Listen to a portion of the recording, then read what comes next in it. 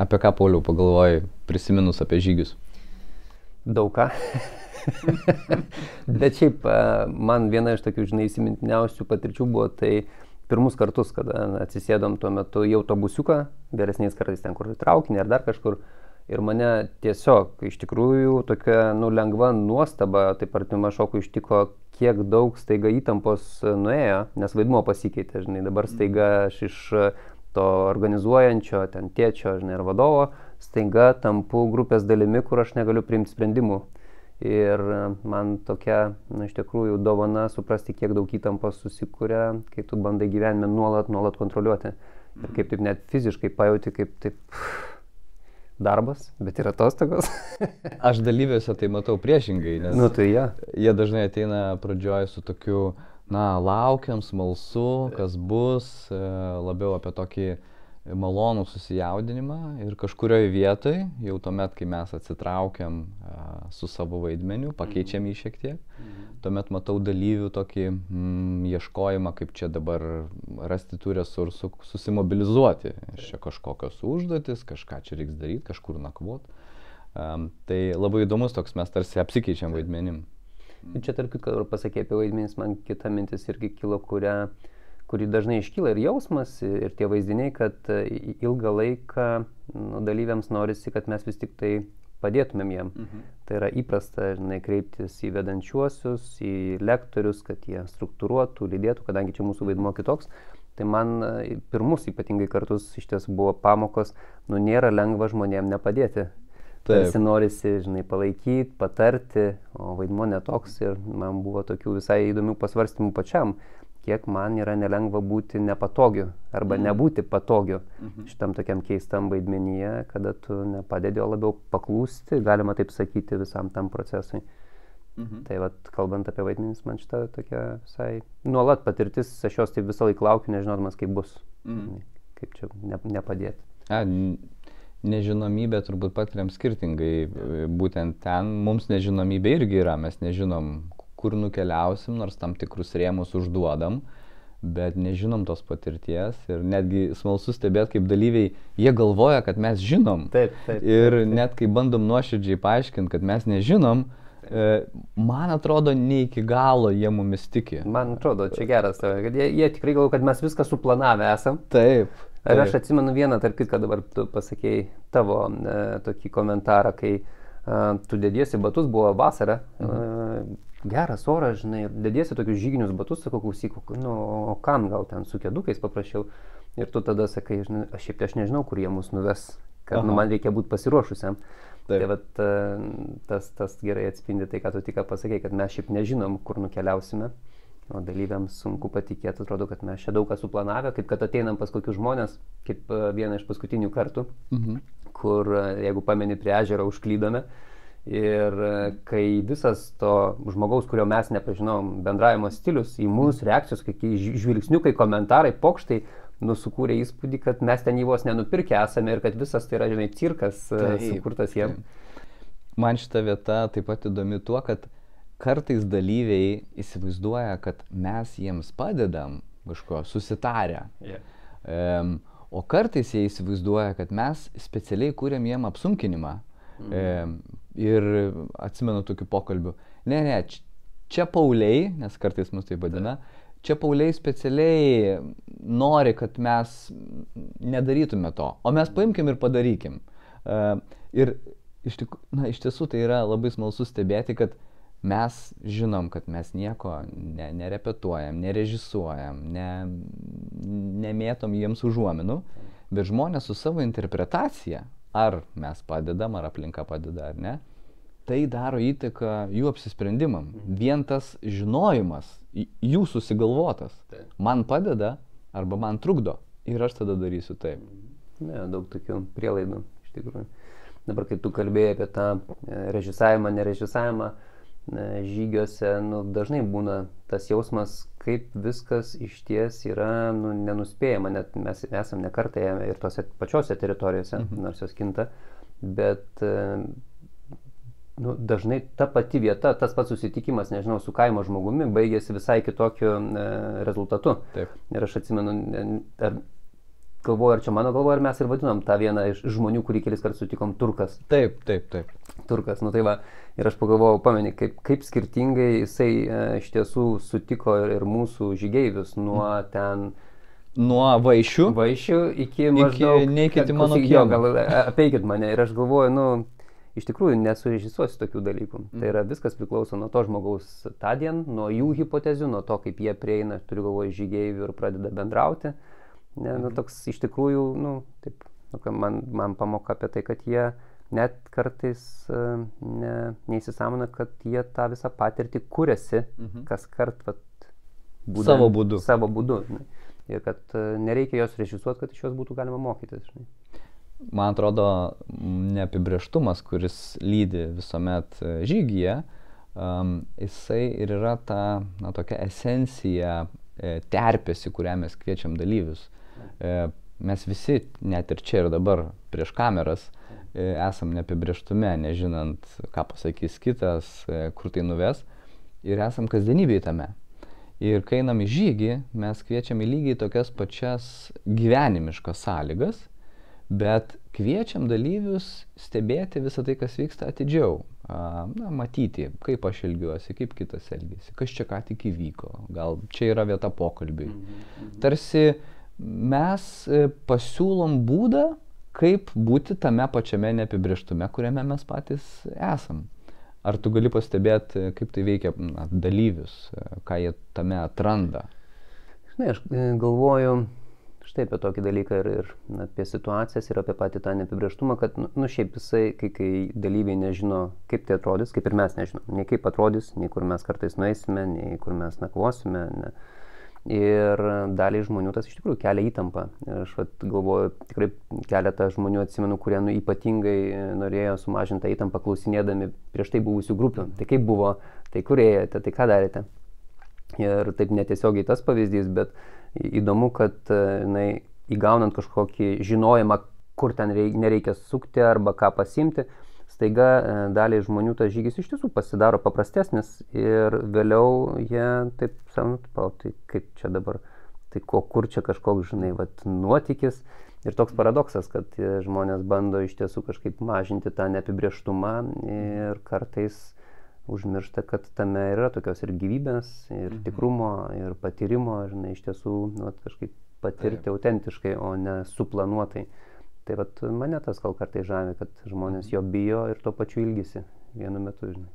Aš kartais naudoju tokią metaforą, kad mūsų tos psichinės būsenos, savijautos yra kaip spalvų paletė, kaip nuo vienos spalvos pereinant į kitą ir sunku kartais atpažinti, ar čia yra labiau jau mėlyna, ar labiau violetinė ir panašiai. Tai ir mūsų tos būsenos iš tokių susijaudinęs, aktyvus, man įdomu, smalsu, iki tokio jau jaučiu jaudulį, jau nerimauju, labai pas kiekvieną skirtingai išplaukia ir tas labai atsiskleidžia žygiuose, kai mes nežinom, kur nueisim, nežinom, kur nakvosim ir jau vienam kažkam kyla įtampa didesnė negu įprasto, kitas sako, atsipūskit, viskas čia gerai, nesvarbu, kur mes nakvosim. Labai įdomus reiškiniai. Man dabar, kai šitus dalykus sakai, kas man dar yra ir netikėta, ir įdomu, tai kad žmonės iš tiesų tą viduje išgyvena labai kartais intensyviai, bet nebūtinai išoriai tas matosi. Ir vėliau per aptarimus, kada mes jau apžiūrime visą patirtį, tu išgirsti, žinai, kad žmogui ten buvo tas momentas reikšmingas, kad ten jam buvo labai sunku, bet tuo metu, kai vyksta gyvenimas, jisai kažkaip renkasi nebūtinai dalintis, lieka savyje. Man tas šiaip visai stebina, kiek daug to vidinio gyvenimo vyksta, kurį mes sužinom aptarimo metu, kuris netampa, nepasidalina ir tam tikrą prasme, galima sakyti, kartais gal ir nuskurdina, procesą, grupę, pasirinkimo alternatyvas, tokio kartais nejaukumo dalintis būna, tas gal stebina mane. Turbūt nieko keisto, kad dalyvių vieni dažniausių komentarų apie visą procesą, kuris yra tiek žygis, tiek jo aptarimas, būtent tą aptarimo dalį, kuri žvelgiant nuo pradžių atrodytų pati neįdomiausia, nes, įdomu pats nuotykis, bet akcentai būtent yra būtent apie aptarimo dalį, kad be jos visiškai yra kitaip, arba su ją pats žygis jis tapo jau kitoks, kai už tai mes kalbamės. Nes viena yra mums nukeliauti kilometrus dviese, o kita yra kalbėtis, kaip aš juos nukeliavau ir kas mane vyko. Man, tarp kitko, vienos dalyvės citata visai yra įstrigusi, kai jinai per aptarimą sako, žinai, taip aptarinėdami mes galėtumėm gauti pamokų ir po to, kai pavaikštom Akropolyje. Tai yra, ir man buvo brangi, žinai, nes iš tikrųjų atėjo tada supratimas, kad nereikia kažkokių neįtikėtinų nuotykių mokymuisi. Nuotykiai faina, jie, žinai, padeda, bet kad mokymuisi reikia gero žvilgsnio į mūsų kasdienės patirtis. Taip. Ir man buvo brangu, sakau, tas komentaras, žinai, supratimas, kad augimas neįmanomas vien tik tai nuotykėje, reikia jį kažkaip apmastyti. Čia ko gero ir šito žanro sudėtingumas mums perteikti tie, kas klauso, kad štai brangi patirtis, kaip gali nutikti Akropolį, tinkamai ją išgyvenus, taip gali nutikti ir miške, ko kartais grįžus į namus nelabai pavyksta perteikti.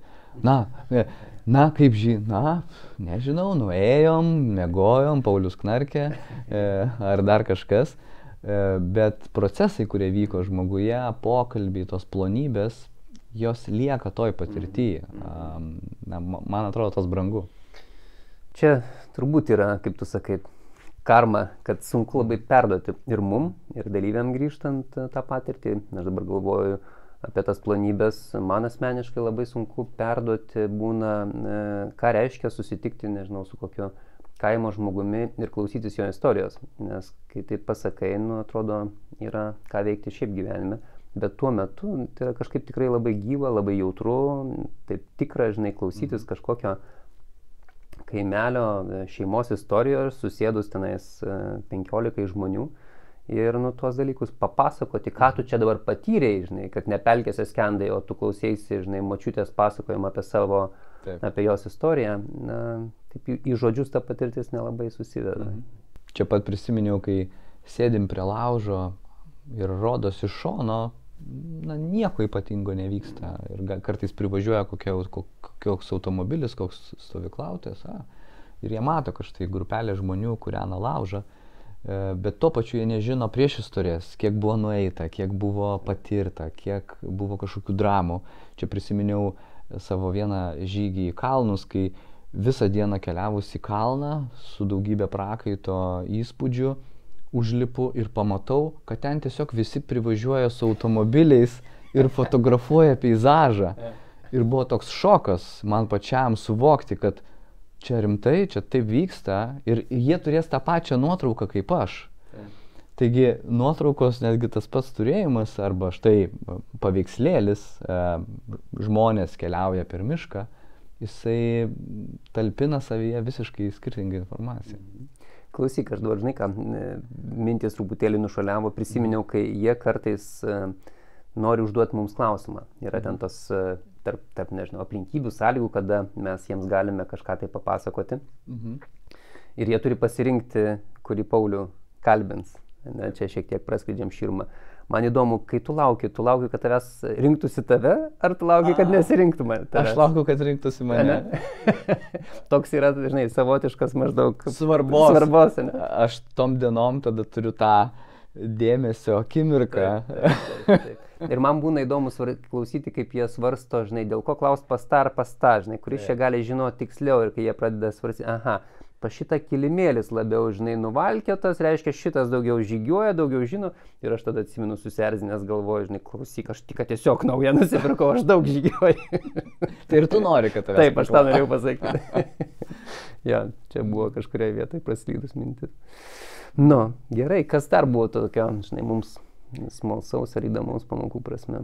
Aš galvoju, man tikrai žavu, aš tą patiriu ir pats savo gyvenime ir patiriu dalyvių istorijose, kai mes susitinkam įžanginiam susitikime ir dalyviai dalinasi savo mintimis apie ateitį, apie mūsų buvimą kartu ir jie, piešia kažkokį savo vaizdą, kaip bus, ką mes visi darom apie ateitį ir save toje ateityje.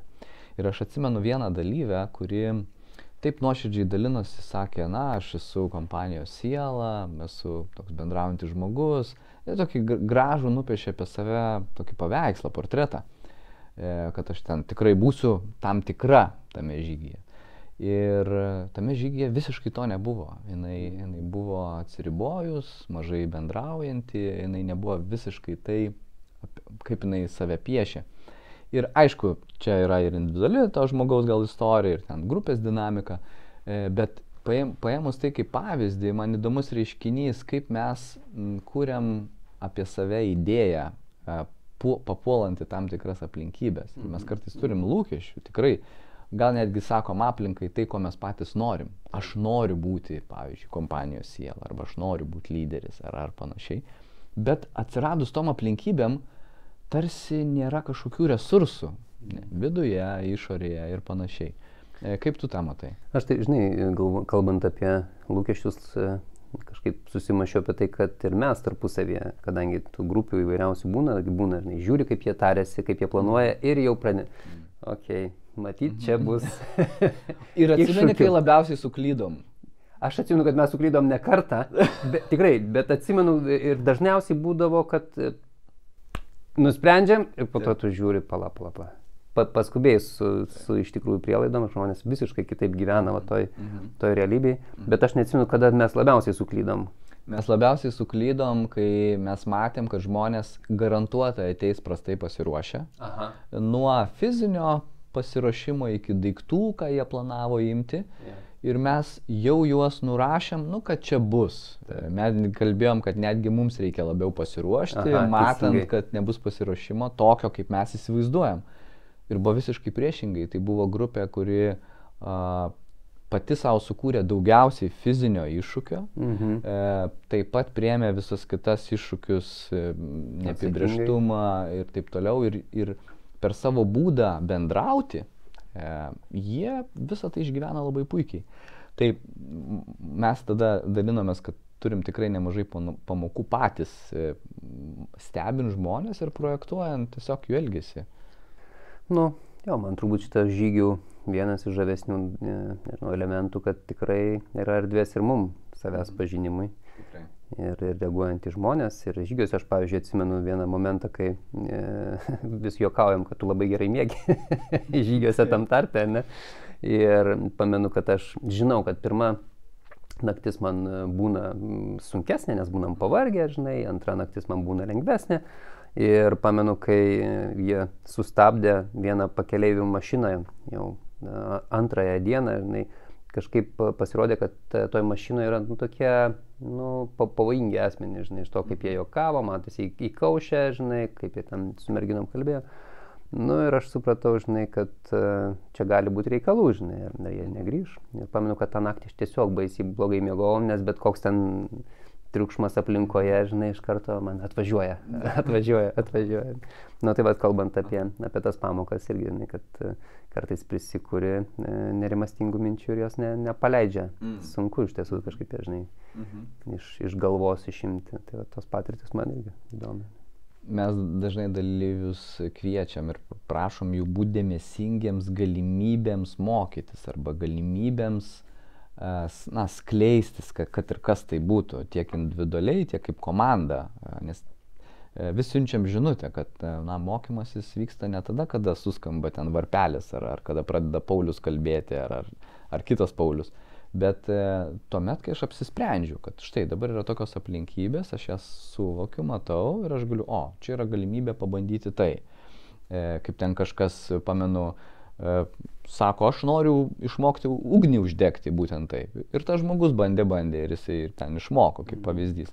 O kitas taip ir lieka nepabandęs, nors buvo visos sąlygos čia pat. Ir galvoju, kartais tokia yra metafora žmogaus augimo kaip kokio augalo, kad jam reikia įvairių sąlygų, ten saulės, drėgmės, kaip augalui. Tarsi reikia tam tikrų sąlygų, žmonių, terpės, laiko, erdvės, štai tų fizinių dalykų. Bet tuo pačiu, man atrodo, šita metafora neturi to sąmoningumo, tokio dėmesingumo elemento, kad nepaisant sąlygų, aš galiu nepasinaudoti galimybę augti. Jinai štai čia yra čia pat.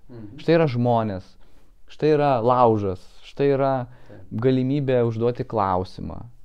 Ir aš čia nesinaudoju.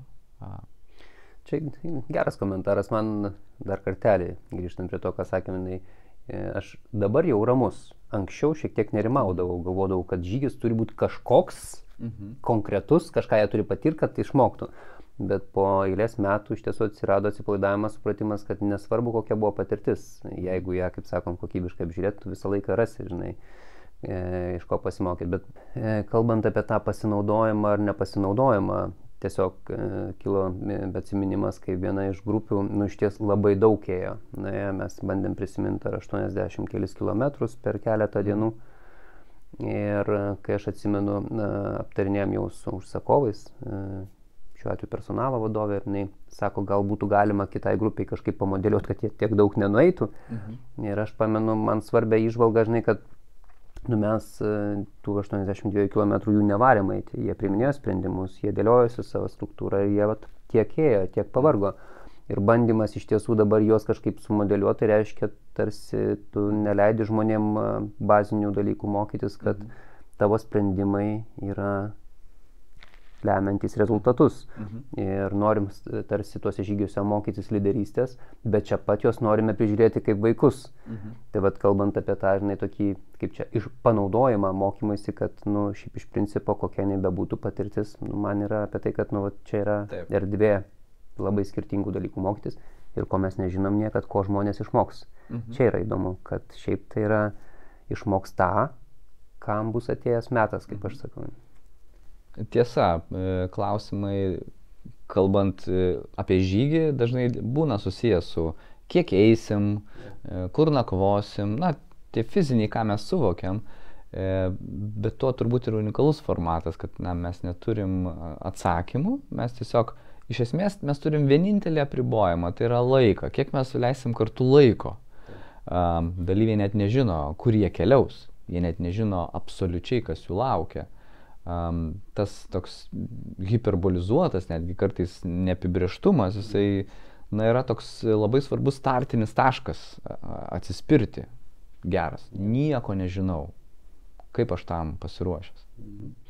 Ir dabar, kai pasakė apie tą neapibrėžtumą, aš prisiminiau apskritai jų tokį norą, kaip čia priimti teisingus sprendimus, pavyzdžiui, kuriuo keliu eiti, o va čia dabar tikrinti ar netikrinti. Ir tiesiog taip svarstau, kaip kartais iš tikrųjų, kaip čia, svarbu paleisti, kad tu nežinai, kuris čia kelias teisingas. Tau tiesiog reikia eiti, tikrinti, eksperimentuoti. Ir tau bešnekant pamaniau, kad tame yra daug tokio mokymosi apie nenorą suklysti, apie leidimą savo tyrinėti, eksperimentuoti, neįsitemti, būtinai žinoti tiksliai, nes kartais tu negali žinoti. Kartais gali turėti tik prielaidas. Ir va šitose žygiuose man irgi yra apie tokį leidimą savo, tiesiog nežinant veikti, nes tiesiog negali žinoti, nieks nežino. Taip, priminėjai, kaip sunku dalyviam apsisukti bent truputį grįžti atgal. Bent truputį. Praeinam kokį posūkį, kad ir 300 metrų. Jis čia pat, tiesiog keletas minučių iš esmės. Ir reikia priimti sprendimą tam tikrom abejonėm. Ir kažkokia yra idėja, gal netgi jinai labiausiai logiška, labiausiai pamatuota, kad visgi mums reikia grįžti. Ir kiek tada dramos įsijungia, kažkas sako, ne, atgal tai tikrai neeikim. Tarsi kažkoks čia galiu atpažinti kažkokius, gal netgi sociumo ar kažkokius simbolizmą kažkokį, kad tik pirmyn, tik pirmyn, jokių atgal. Kartais reikia eiti atgal. Jo, tai čia yra geras pavyzdys, kaip atrodo tokiam elementarioje situacijoje, tu gali pradėti apmastyti save kasdienybėj. Sunku grįžti atgal, posūkį patikrinti ir nesunku kalbėti tada apie tai, ką reiškia gyvenime ir kuriuose vietose reikia, žinai, apsigręžti, sustoti, paleisti kažkokį, žinai, įsikabintą siekinį. Bet kalbant apie tai, kas būna sunku, aš prisiminiau tokį buiteką, tai yra apie maistą.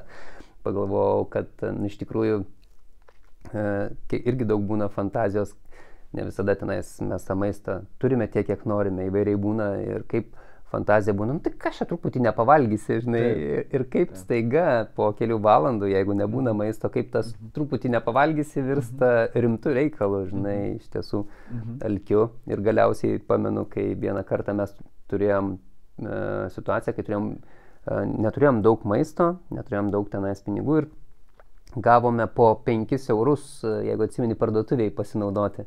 Taip. Kiek laisvės. Kiek laisvės. Aš nesu, turbūt, kaip esu, bet seniai nepatyriau to jausmo. 5 eurai. Kaip gera šitą šlapenką. Aš atsimenu, tave pastebiu, tu su ledai, su šokoladu, su kažkuo vaikštai ir galvoju, kaip čia. Nu, tai va apie tokius, aš nežinau, man tai yra apie džiugesį, ir apie kitas perspektyvas, ir apie, perspektyvą, žinai, ne taip dažnai gali džiaugtis, kad tu gali 5 eurus išleisti parduotuviai maistui. Ir apie supratimą, kiek daug mes turime įsivaizdavimų, kas gyvenime lengva ar sunku, žinai, lengva pasakyti, kad čia truputį pakentėsi, o po to pasirodo, kad ne taip lengva. Taip pat pamenu, kaip lengva skaičiuoti aritmetiškai kilometrus, kai dalyviai planuoja, tai gerai, čia eisim į valandą, ten nueinam 4 kilometrus, tai čia štai mums 4 valandas eisim, 4x4 ir jie...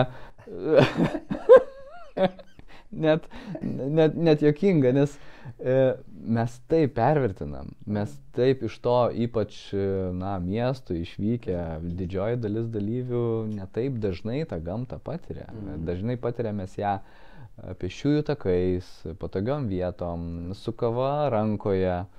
Ir mano atskleisiu, nežinau, ar esu minėjęs, vienas smagiausių, aš tą visada užrašuose žymiuosi, nuo mūsų starto, kada prasidės pirmos kalbos apie maistą, arba apie namus, arba apie kažkokį komfortą.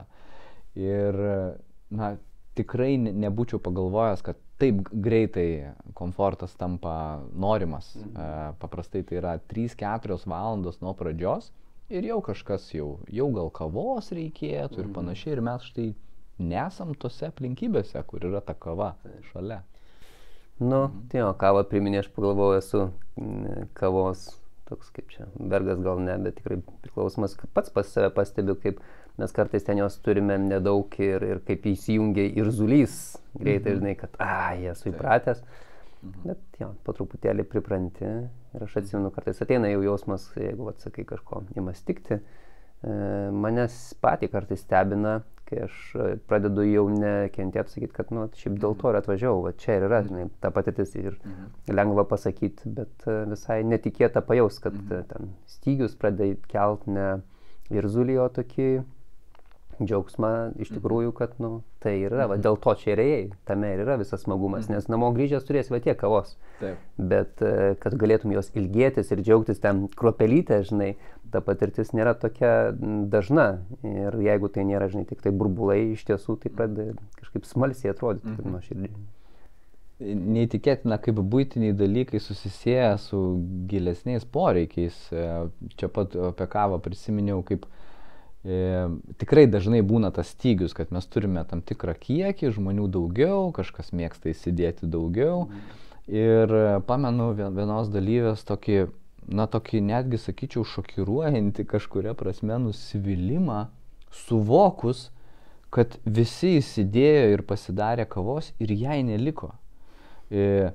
Ir ne tai, kad jai neliko kavos, nes, kažkas gali gal įpilti ir panašiai, bet jinai paskui tą atsinešė aptarimo dieną, kaip, kad nieks negalvoja apie kitus, ar užteks, ar mum visiems gerai. Ir atrodo toks štai paprastas dalykas, jisai iškart išvirsta į tokį kultūrinį pokalbį. O tai kaip mes pastebim vieni kitus, o kaip mes atliepiam vieni kitiem. Tai buitis labai susijusi su gilesniais dalykais. Čia tik paliudijimas, kad iš tiesų tose buitinėse situacijose yra potencialiai geros sąsajos su išmokimais apie vadovavimą, apie kultūrą, apie ryšius, apie komandą.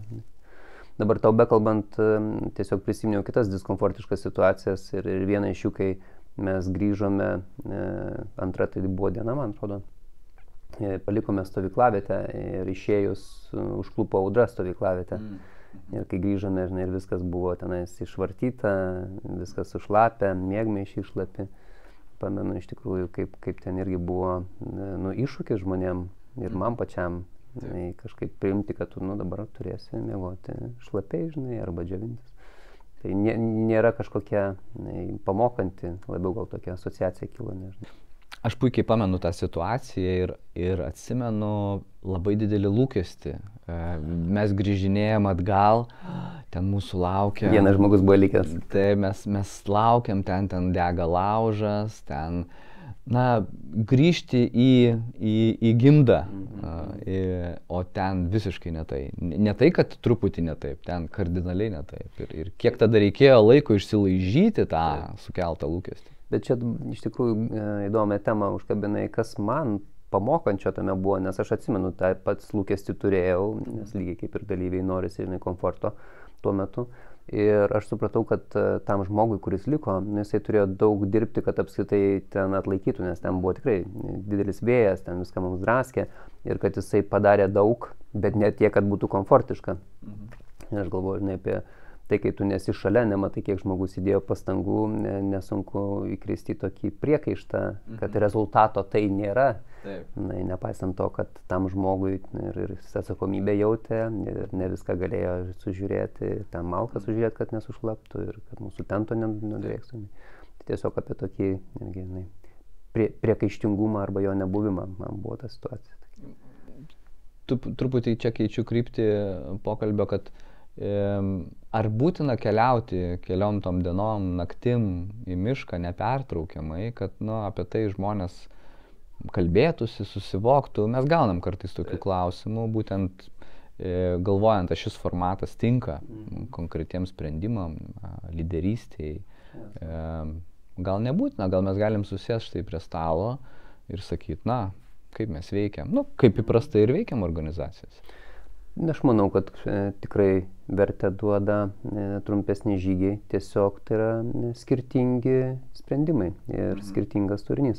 Man asmeniškai tuose ilgalaikėse patirtyse, arba 3 dienas mes dažniausiai kartu einame, svarbi yra dinamika ir raida, kuri iš principo kartais netelpa į vieną dieną. Santykių, situacijų, sprendimų. Tai visų pirma visai kitokio, nugyveni 3 dienas gyvenimą ir raidą kitokią išgyveni. Yra ir tokie būtiniai dalykai, kurie man atrodo netikėtinu, kai mes esame su tavimi vedančiųjų vaidmenyje. Tu ateini ir tas vaidmo toksai yra. O staiga miške mes visi, ten į miegmaišius lendam, vaidmenys keičiasi, santykis keičiasi ir tai įneša irgi papildomos dinamikos ir tarp jų, ir tarp mūsų. Mano manymu tiesiog tai yra tie tokie perliukai, kurie sukuria papildomų įžvalgų. Aš tam turiu savo žodį, kad mes sužmoginam ugdymo procesą, tai reiškia, kad mes vis labiau nusimetam tų daugiau kaukių, nes irgi vaikštam su triusikais, kartu ten kažkas nepavyksta. Yra toks iš vienos pusės buities, bet iš kitos pusės tokio žmogiško ryšio. Ir kaip dažnai mes girdėjom tą, 10 kartų, kai žmonės sako, aš niekad negalvojau, kad Paulius va štai toks, arba kad jisai, nes tiesiog nebuvo erdvės pažinti tą Paulių taip, kaip tose aplinkybėse. Aišku, galima gal kvestionuoti, kad gal ir nereikia jo taip pažinti. Iš kitos pusės, jeigu mūsų tikslai ilgalaikiai, mums reikia greitai viens kitą pagauti, suprasti. Tai, kaip tu sakai, pažinti gal nereikia, bet galvojant apie išmokymus, mano manimu, čia yra puikiai erdvė suvokti ir mąstyti apie vaidmenis ir žmonės, skirtumus. Lygiai taip pačiai, kaip vadovavimas yra vaidmuo. Ir tada tu iš tiesų gali aiškiau save atskirti nuo vaidmens. Ta prasme, čia atsiranda ne klausimas, ar mus geriau pažįsta, ar vienas kitą geriau pažįsta, bet tiesiog atsiranda kitokios perspektyvos kalbėti apie profesinius dalykus. Bet, grįžtant irgi prie atsakymo ar klausimo, kas iš tų tokių ilgesnių patirčių, kokia vertė. Pavyzdžiui, man vienas iš tokių įsimintinesnių dažnai būna įvykių, kai mes ten labai anksti keliamės kurią nors dieną, paryčiais, tekant saulei. Kartais ten kokios nors pratimus darom, kartais medituojam. Ir pagalvoju, kad tose patirtyse irgi visko labai daug yra. Tu turi keltis tada, kada nenori. Yra erdvė, kas įsitraukia, neįsitraukia. Tiesiog visai kitokia ryšio patirtis, pavyzdžiui, pabūti tyloje, su saulė. Tai yra dalykai, kurie man kažkaip toje ilgesnėje patirtyje yra tiesiog jaukus, svarbus. O galvojant apie ateities žygius, Pauliau, turi kokių fantazijų, kas tai yra tobulas žygis? Aš asmeniškai galvoju tobulas žygis. Mokymų formate. Man vis tik tai trukmė yra žygio elementas. Trukmė ir aplinkybės. Tai pavyzdžiui, būti savaitę, būti pavyzdžiui kokiai nors labiau radikalesnėje aplinkoje, nežinau, visai be maisto, kuo aš dalinuosi, kur mes jau turime galvoti, kaip išgyventi iš gamtos. Man tai yra įdomu, nes atsiranda žymiai daugiau erdvės sprendimams. Turi ieškoti, spręsti, daugiau dinamikos. Tai aš sakyčiau, toks turbūt atsakymas. Laiko trukmė ir aplinkybės, kurios kuria daugiau erdvės sąveikoms. Man tai yra žygio tobulumo ženklas, nes tai reiškia, kad yra daug erdvės patirčiai, vėliau įžvalgoms. Aš galvoju, kaip dalyviai tą štai dalinasi per mūsų aptarimo dieną ir vėliau, kartais jie išsineša kažką konkretaus, tokio kaip štai man reikia grįžti arba per tolimesnės konsultacijas ar panašiai, tai yra temos atsispirtyje nuo žygio, nuo tos patirties, tas vėlgi žygis, jis tarsi gal ir tos minties neperteikia. Tai gali būti konkretus planas, arba tai gali būti tokios labiau nuojautos, įžvalgos grumuliavimui toliau, kaip palietus kažką labai tokio svarbaus. Na, tarsi gal netgi tokio kažkokio psichoterapiniam lygmenį kažkokio, kai tau žmogus kažką atvirai pasako, ko paprastai nesako.